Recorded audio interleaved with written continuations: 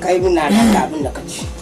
Yawa, ni dai mafarki na bacci sai na yi mafarki kuma lokacin na kwanta da farin ciki. Ci ganin mafarki ya dabe ni an raba da ka alhaji ya zo da nawa 250 za a bani.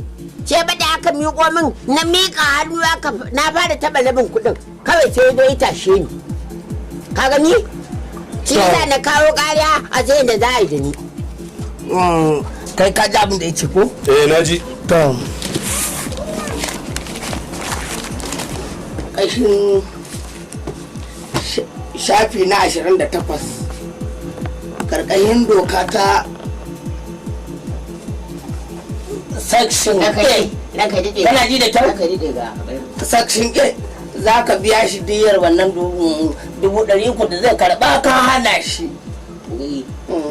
Sannan kuma shafi na 84 section DDD ya nuna mana yana cikin jin daɗi ka katse masa jin daɗi za ka biya wannan 50,000 saboda haka za ka biya 300,000. Na gode da kai dade. Lakadan ba ajalan ba. Kana ji ai? To ai ban san lakadan din ba ban san ajalan din ba. Ba aure aka haife ka ba? Aure aka yi. To san da aka yi auren ni ba haife ni ba dan ni ba. To ka tambayi mahaifanka. Mahaukacin ina ne? Mahaukacin ina ne? In ban da taki kai ka taba ganin alkali haka?